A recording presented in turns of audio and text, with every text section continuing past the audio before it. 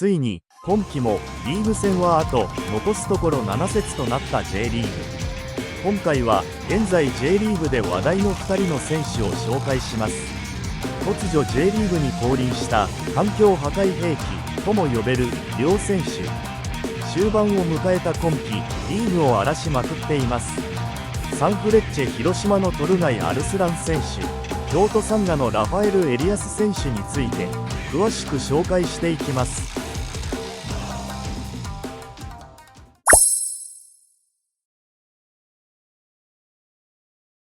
突然だが皆さんはアルスランと聞いたらどんな顔を思い浮かべるだろうか。こんな感じ？それともこんな感じ？今 J リーグで話題になっているアルスランはこんな感じ。トルガイ・アルスラン選手。トルガイ・アルスランはドイツバーダーホルン出身のサッカー選手で2024年よりサンフレッチェ広島に加入しました。彼のキャリアはドイツ、トルコ、イタリア、オーストラリアなどの複数の国で展開され、豊富な経験を持つ選手として知られています。アルスランは2009年にハンブルガー SV でプロデビューを果たし、2010年から2011年にかけてアレマニア・アーヘンでの成功を機に再びハンブルガー SV に復帰しました。この頃のチームメイトには韓国代表のソン・フンミンがおり、練習中に切れたソン・フンミンを止めようとしてなぜか殴られたりしたことも。ただし後に引くことはなかったようで、当時は2人の楽しそうな写真、今年は彼との再会を喜んでいる写真などもあり、2人の関係は良好かつ親しいものであったことが伺えます。この時期には主にブンデスリーガでの経験を積んでいます。その後2015年にはトルコのベシクタシュ JK に移籍し、トルコ国内リーグでの活躍を見せました。2019年にはフェネルバフチェ SK に移籍し、さらに2020年からはイタリアのウディネーゼカルチョでプレー。セリエ A では30試合に出場しチームに貢献しました。トルコでの成績は通算165試合5ゴール、ウディネーゼでは101試合5ゴール。現在の彼の活躍からは少々不思議な経歴に思えます。そう、ゴール数が少ないのです。トルコにいた時は分かりませんでしたが、ウディネーゼの彼のポジションはディフェンシブハーフ、しかも中盤の底を1人で守っていたようで、このポジションでは迂闊に攻め上がれません。どうも彼はヨーロッパでのキャリアの大半を守備的な選手として認識されていたようです。それでもウディネーゼでは3年間でいずれの年もシーズン30試合以上出場しており、背番号も2年目から6番ディフェンシブハーフとしてスタメンの背番号を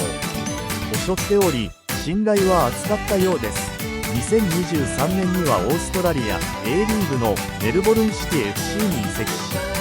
そして彼はついに解き放たれました。24試合で13得点7アシストという優れた成績を残し、この活躍により A リーグの年間 MVP にも選ばれました。ゴール後のその姿からは、俺の決定力を見てくれ、そう言わんばかりの揺るぎない自信に満ち溢れています。2024年7月、アルスランは日本の J リーグサンフレッチェ広島に移籍。 J リーグ2戦目ではセレッソ大阪を相手に2得点を決め、チームを勝利に導きました。続いて FC 東京戦ではハットトリックを達成し、即座に日本のファンにその実力を印象づけました。彼の国際キャリアも注目に値し、トルコの U19 代表や U21 代表としてもプレーしており、その後ドイツの U20、U21 代表としても選出されています。複数の国でのプレー経験を生かし、サンフレッチェ広島でもそのリーダーシップとプレースタイルを発揮している選手です。現在 J リーグでもリーグ戦7試合7ゴールと中盤の選手ながら驚異の決定力を発揮しており、サンフレッチェ広島の優勝に向けてのラストピースとしてその輝きは増し続けています。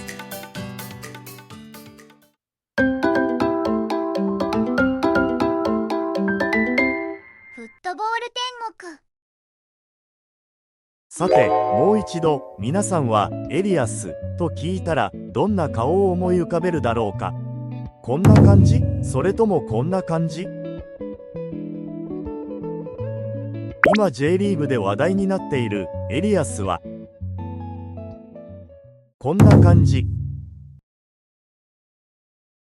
ハファエウ・エリアス・ダシウバ選手はブラジル出身。現在 J リーグの京都サンガ FC に所属するフォワードです。彼は1999年4月12日にブラジルのサンパウロで生まれ、182cm、76kg の体格を持つ主にセンターフォワードとしてプレーする選手です。ちなみに1999年生まれなのでまだ25歳です。すでにベテランの風格漂うのはなぜなんでしょう。そのキャリアはブラジルの名門クラブである SE パルメイラスのユースチームから始まりました。パルメイラスでのプロデビュー後、アトレチコミネイロ、ゴイアス EC、クイアバ EC、イトゥアーノ FC といった複数のブラジル国内クラブやアラブ首長国連邦のバニーヤース SC などに所属してキャリアを積みました。これらのクラブではフィジカルの強さとパワフルな左足のシュートを武器に攻撃の中心として活躍してきました。特にイトゥアーノ FC での2022年シーズンはブラジルセリエ B で10ゴールを記録し注目を集めました。その後2023年にはブラジルセリエ A のクルゼーロ EC に加入しましたが、出場機会に恵まれず公式戦でわずか5試合に出場するにとどまりました。2024年6月、彼は J リーグの京都サンガ FC に期限付き移籍し、同年12月31日までの契約が結ばれました。現在京都サンガの一番の問題はこのレンタル契約をいかに買取契約に移行するか、その一点に尽きると言っても過言ではないでしょう。京都ではすぐにチームに適応し得点力で存在感を示しています。特に8月には J1 の月間 MVP にも選ばれチームの勝利に大きく貢献しました。ハファエウ・エリアスはブラジル代表としても U20 ブラジル代表に選ばれた経験があり、その実績からも彼のポテンシャルがうかがえます。現在 J リーグでは8試合9ゴールとこちらもまさに環境破壊と言ってよい驚異の活躍を見せており、すでに4試合連続ゴールというクラブ記録を樹立しています。次に期待されるのは通算2桁得点最速記録でヴェルディ川崎現東京ヴェルディのベンチーニョが10試合で記録しています。ラファエル・エリアスが次節でゴールを決めれば9試合目ということで記録更新に期待がかかります。さらに余談ではありますが、彼はアンダー代表には招集されていますがブラジル A 代表への招集経験はありません。このまま5年間日本に在住し続けてもらって帰化申請を5年後30歳、さすがに厳しいか。とにかく京都サンガでの今後の活躍が非常に期待される選手です。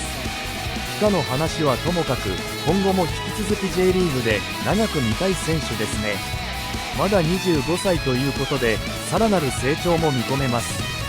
やっぱり最終的には中東のチームとかに取られてしまうのだろうか。